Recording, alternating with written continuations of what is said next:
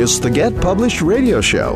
And here's your host, Gerald Everett Jones, the guy who has the answers because, well, he's made all the mistakes himself. On today's show, we'll be asking the question, what is a book shepherd and why might you need one? With our in-studio guest, Sharon Goldinger. After the break, Steven Spatz, CEO of BookBaby, will be calling in to tell us what happens when we're ready to go to market. What are we, sheep? Oh, we like sheep have gone astray. Cheyenne, am I the only one here who remembers Sunday school? We say on the show, in self-publishing, there are no gatekeepers out there, so there's every chance you'll go astray. You'll probably need someone like me who's made all the mistakes already. Hey, I got a better idea. How about somebody who can show some successes? Fortunately, Tom, we have just such a person joining us in studio today, Sharon Goldinger, who is Vice President of the Publishers Association of Los Angeles, happens to be a professional book shepherd. Sharon is a professional writer and editor and the owner of PeopleSpeak, and she's an expert on manuscript preparation. Welcome to Get Published, Sharon. Thank you, Gerald. Thanks for inviting me. So, Sharon, quick question. What exactly is a book shepherd? Book shepherds are full-service contractors for book publishers. A book shepherd takes a book through all the necessary steps: writing, editing, design, printing, marketing, distribution, in the most time and cost-effective manner possible. Some of the steps that a book shepherd leads a client through in terms of setting up a book publishing company and publishing a book include creating a name for the publishing company, finding, engaging, and coordinating the interior and cover designers and printer, completing all the necessary paperwork such as copyright forms and Bowker paperwork, obtaining a distributor and a marketing firm, and creating a marketing campaign. In short, a book shepherd helps prevent the I don't know what I don't know syndrome and associated costly mistakes and time wasters. So what's the difference between a self-publishing author and a small press? A self-published author writes and publishes only his or her own books. I was taught that a small press publishes less than 50 titles a year. I prefer the term independent press or publisher, which can cover a self-published author or a small press. The key is to act like a professional publisher, no matter your size or whether you are only publishing your own books or other authors' books. Well, you know, authors, not all of us are really good business people. When might a self-published author need a book shepherd, Sharon? Publishing a book involves many steps and lots of details. The answer to your question depends on how much time, money, and knowledge the author has. The worst situations in publishing are when someone does not know what they don't know. If someone has not published before, doesn't have the time to take classes, read books, learn from established publishers, then I recommend bringing in a production manager or a book shepherd. A book shepherd can do as little or as much as the author or publisher needs. Some clients have more time than money, some the opposite. So there's definitely a lot of mistakes you can make in this business. What would you say is the most common mistake you think authors make, and how could a book shepherd prevent that? Not knowing what they don't know really can be costly. A book shepherd should know all the steps that are involved in publishing a book, all the details. If an author misses a step, that could be very costly. Well, the unknown unknowns, that's what they said in Rocket Scientist, didn't they, Tom? It's not what you don't know, it's what you don't know that's going to bite you. Great quote, too, yeah. Listen here, what is a book distributor? Does every self-publisher need one? Well, with more than 200,000 books in print each year and the average superstore, not even considering small books stores, carrying 100,000 books, it's impossible to get every book on a bookstore shelf. The question a publisher should ask a book shepherd is, can you get my book into the bookstore system? Getting into the bookstore system generally means having a book distributor who has relationships with the nation's wholesalers, for example, Ingram and Baker and Taylor. Distributors pick, pack, invoice, ship, and do all the accounting. If the author wants to be available through the bookstore system, then he should get a national distributor. Well, how important are bookstores in the marketing plan these days? Are indie bookstores coming back, or idea waning, or Amazon starting stores? What's going on? Bookstores are having a resurgence, which is great. For the first time in several years, bookstore membership with the American Booksellers Association has increased instead of decreased. It really depends upon the author's goals. Does he want to be available in the bookstore system? Will all her books be sold back of the room or print on demand only? For example, if somebody wants to do radio, television promotion, they should be available through the bookstore system, because if somebody hears you on the radio or sees you on television, they're going to call their local bookstore, presumably, and try to find you, or if you want to do bookstore signings. So this information, these questions, the answers to these questions will help me advise an author as to how important bookstores are to her plan. It really varies. So what would you say is the biggest challenge of book marketing and promotion, and how would you help an author kind of figure out their situation and how they want to promote themselves? Book shepherds often help with marketing and promotion. Services can range from providing a referral to a competent and experienced marketing company and publicist, or doing the work themselves. The decision depends on the project, the genre, and the budget. When it comes to marketing, specialists are important. A book can be viable, but it may not be the best fit for certain experts. A marketing plan needs to be tailored to the audience. Should direct mail pieces be created and sent out? Where can the author write and speak to gain attention? Local and national networking groups, local and national publications.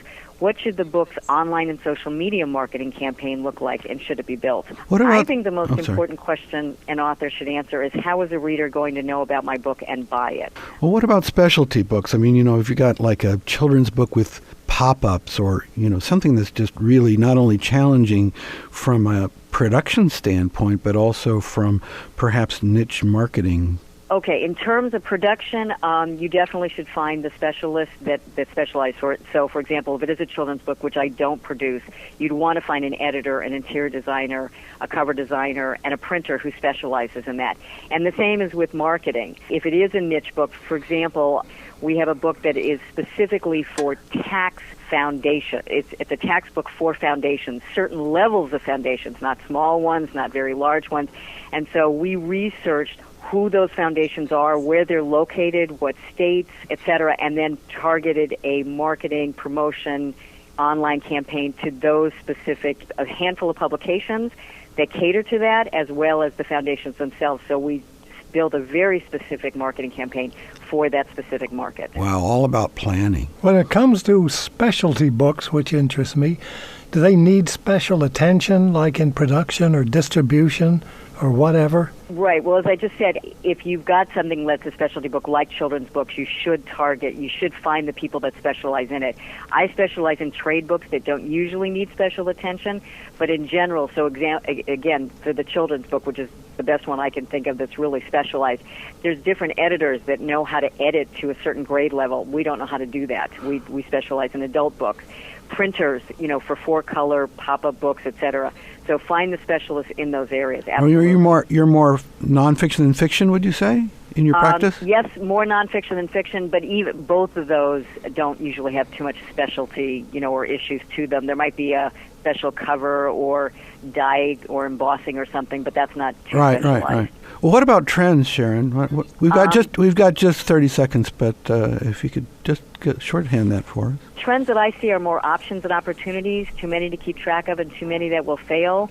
So the best advice I can give is to do your homework, check references, and read contracts. That's Sharon Goldinger at PeopleSpeak. Been a pleasure having you this morning, Sharon. We really appreciate it. Thank you. Thank you, Sharon. Thanks a lot. Appreciate your help. Get Published Radio will be right back after this message. Get Published is all about helping you. You get published. And these days, the way to go is self-publishing, where there are no agents or editors or big publishing houses telling you can't, or making you feel like you're not good enough. Going back in history, many famous authors were self-publishers. With his own printing press, Benjamin Franklin published Poor Richard's Almanac in 1732, long before he was a famous statesman. That's how we know Ben's sayings, such as, "Fish and visitors smell in 3 days." Seriously, if you want to change your life or change the world or both, it's a great time to get in the game. Ebooks are particularly easy. With a click, you can reach a worldwide audience. Did you know that there are more people in China who read English than those of us who use the language in all the rest of the world? So if you've got a story to tell, write that memoir or that novel that's been percolating in your head. And if you're an established professional, or if you have a job you dislike or no job at all, give us that business or technical or even political book that establishes you as an expert who deserves serious attention. Yes, it's easy to get published, but understand you'll need help if you want professional results. Editors and copy editors help you clean up your prose. Book designers make the product eye-catching. And publicists help you be heard above all that social media noise. We have those support resources on our website, getpublishedradio.com. And there we've also got a request for services form where you can get personal attention for whatever might be keeping you from getting it done. That's why we say getpublishedradio.com is your doorway to unlimited self-expression. Hey, it's all about the First Amendment. Use it or lose it. Welcome back as Gerald, Cheyenne, and Tom welcome Steven Spatz, CEO of BookBaby. Welcome to Get Published Radio, Steven. Thank you. Good morning. Well, what we'd like to know, first off, is what services does BookBaby provide to self-publishing authors, and would you call yourself, I don't know, a one-stop shop? Absolutely. You know what? Those are the words I was going to say, so I guess this interview is over because you've done it for me. No, that's exactly what we offer to authors. There are a lot of great providers in the self-publishing services industry, and they do bits and pieces. Our place in this is we do offer it all. I mean, we offer all the way from editing to book design to cover design to ebook formatting to ebook conversion to book printing. We actually have HP 10,000 printers located about 100 feet from my office. I can go out and growl at the pressman saying, do it better, do it beautifully, that kind of stuff. And then our main, our real cornerstone option for our office is distribution. We get them into every online retail store there is on the planet, and we get them in catalogs and directories so that brick-and-mortar stores can have access to them as well. Very cool. There seems to be more and more facilitator services out there nowadays. What would you say is your competitive edge? Well, so, it sort of does go back to this one-stop shopping. There's so much confusion around self-publishing. We used to have a slogan early in our time, naively, that we say that BookBaby makes self-publishing easy. I cringe at that thought now because there's nothing really easy about the whole self-publishing experience. There's so many options, so many directions you can take. So I think our advantage is we've been there, done that. Our sister company is actually CD Baby, one of the first independent music websites where we were helping independent artists get onto sites like Apple and Amazon. So we have this legacy of digital distribution running through our veins in our company. We really know this business, from all angles, from the authors to the artists to the filmmakers even. And we know what their wants and needs are as content providers. Well, if it was easy, we wouldn't have a show, Bill comes on and announces and says, well, here's Gerald Everett Jones, your host. He knows all the answers because he's made all the mistakes himself. And that's indeed true. Well, listen here. One of our roles is we're trying to help people, to decide what kind of services they need, what are their aims, what are their goals, what is their vision for their book, and we kind of, try to match their wants and needs to what we can do for them. Yeah, and of course it's going to be different, one author to the next. On that subject, what do you think is the most common mistake you think self-publishers make, and how can BookBaby prevent that or fix them? That's a great question. Well, they really need to understand at least a modest level of information about this marketplace and to realize that they have great opportunities, but there are also some real barriers to that.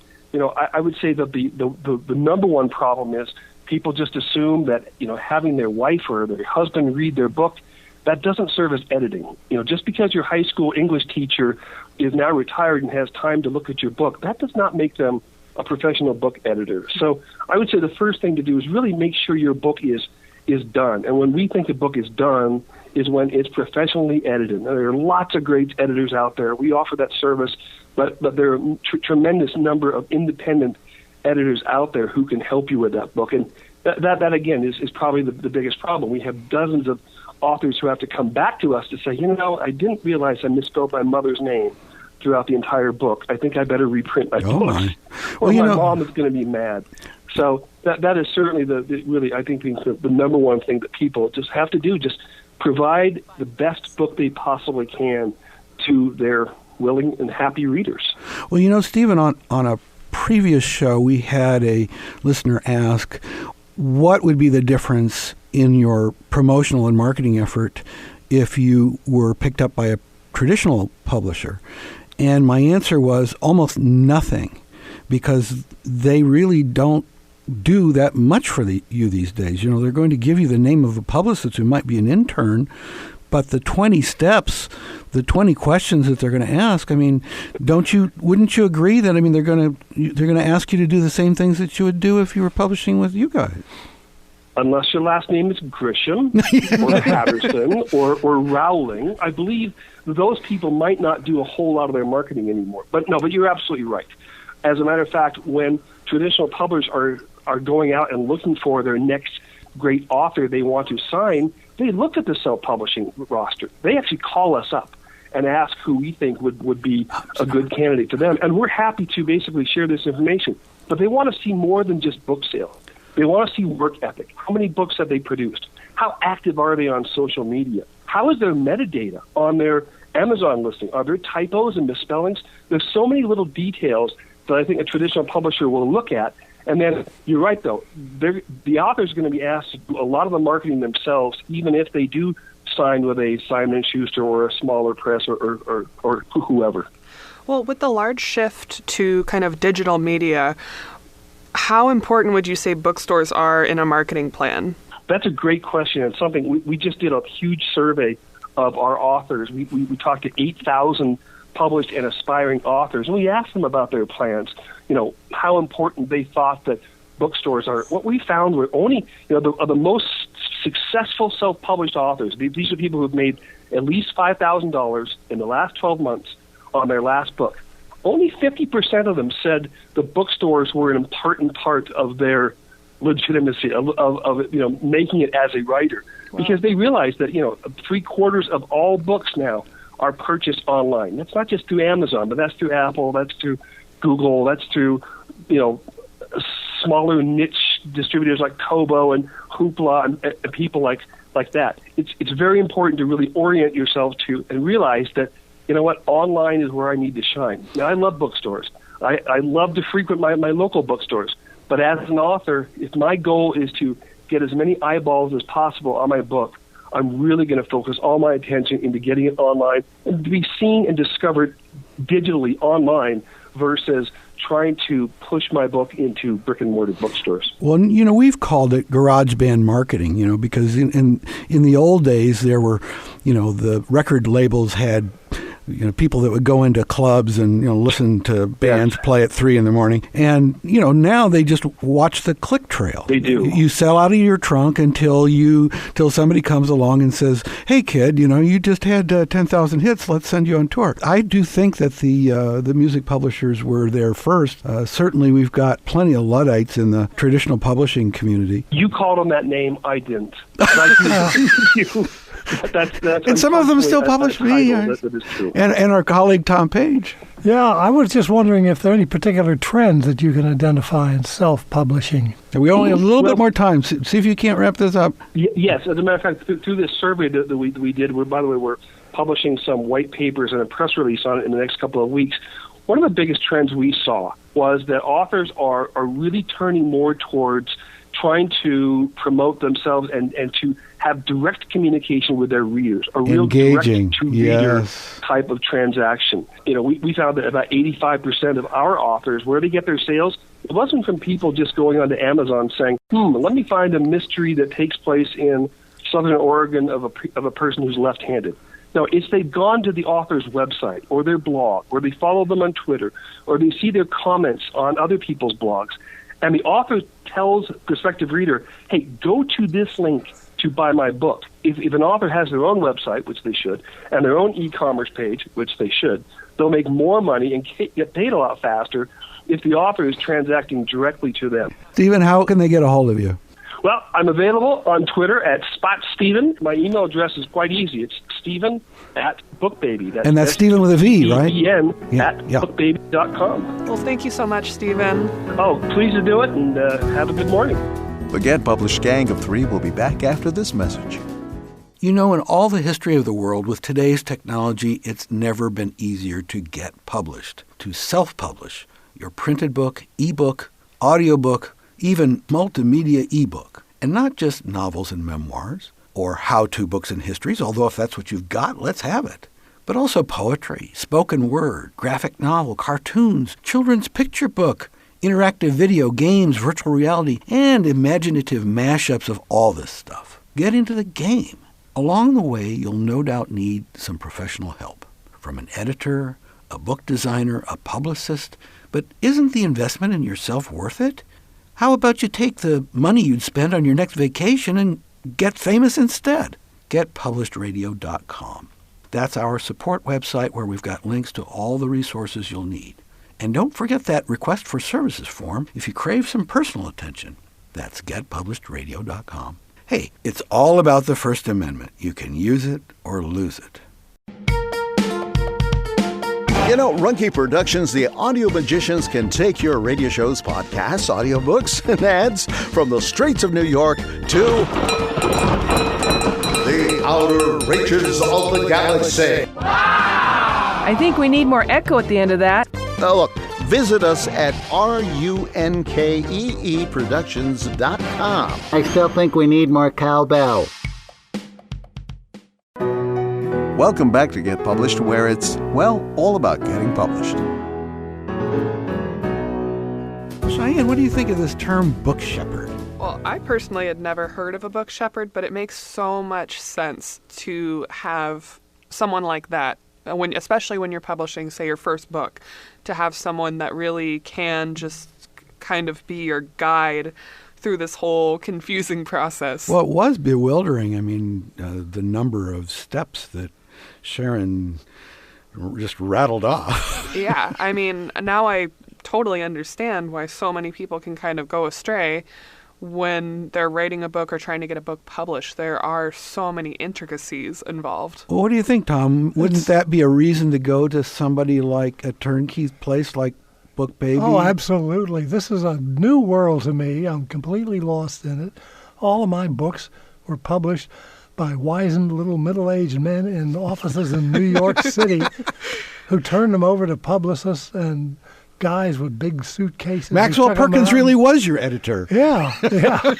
I go back, and I ain't going back anymore. But that's the way the world is. We're now. dragging you forward with us, Tom. Yeah. That's just the way it is. I do think that the so-called turnkey service, the iUniverse, Author Solutions, BookBaby is one of them. I think that there is a benefit in having that bracketed one-stop shop. But I will say also that if you have some experience with a particular editor, especially an editor, but sometimes book designer as well, if you've kind of gotten ingrown to them, I think it's really important to stick with them. Because if you get somebody who, I think the tendency of editors can be, they're going to be more prone to tear your stuff apart because they think they have to show their value. Yeah, and definitely. And if you have an editor that's used to your style, that understands what you're going for, yeah, I wouldn't see a reason to change editors in that case. And you know, Chicago Manual versus Associated Press, and everybody's got different rants and prejudices, and good editors should be like a good conductor. They should be able to conduct jazz as well as classical or Baroque or whatever. You know, they may have come out of a background of being an English teacher, and as far as they're concerned, there's one way of doing things. Yeah. And, you know, they don't want sentence fragments that stand alone. Now, they don't want an accomplished author, okay, especially fiction. If I see a well-written sentence that's an entire paragraph, I might delight in it. Okay. Yeah, I mean, I think you develop your own style, and I've always been of the mindset, my teachers haven't growing up.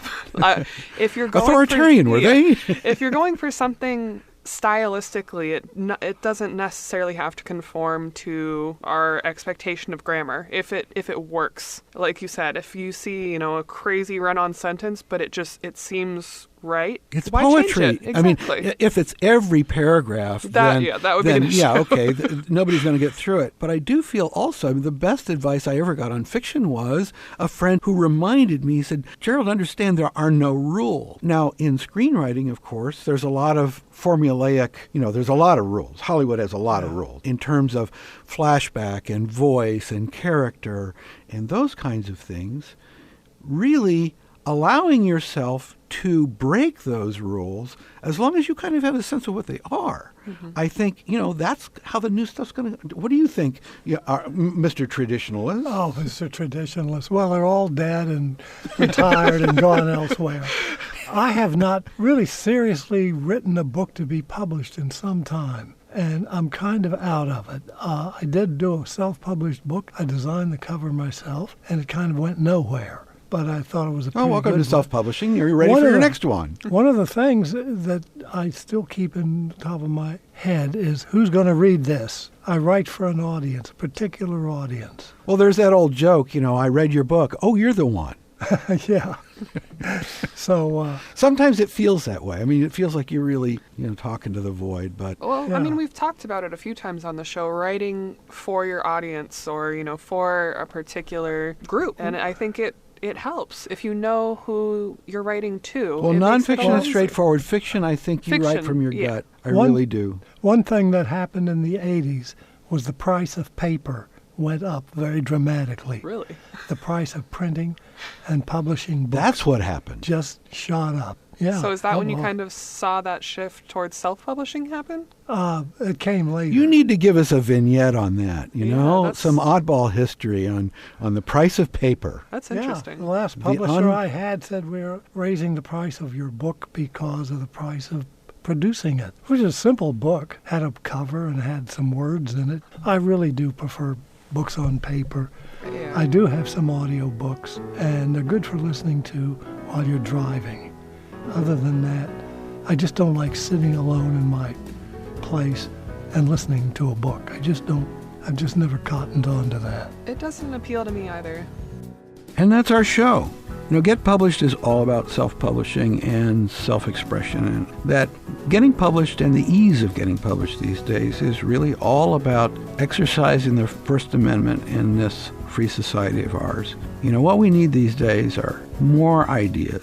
Even though we're deluged with information, we need more good ideas. And we need debate about those ideas. Book-length debate, not just snippets that are posted on social media, not just selfies and cute pictures of your pets, the things that you really think. And remember, because in self-publishing there are no gatekeepers out there, that is the good news and that is the bad news. So hire some good help. Perhaps you found that here. You may find it on the website, whatever you're looking for, whether it's an editor or a book designer or somebody to help you promote. But hire good help, get good advice, and by all means, please get published. The Get Published radio show with Gerald Everett Jones is produced by Runkey Productions. Our producer is Lori Marple and your announcer is Bill Navarro. Music by Jason Shaw. You'll find links to support services on our website, getpublishеdradio.com. So whether you're an author, a publisher, or a self-promoter, get help at getpublishedradio.com. And thanks for listening.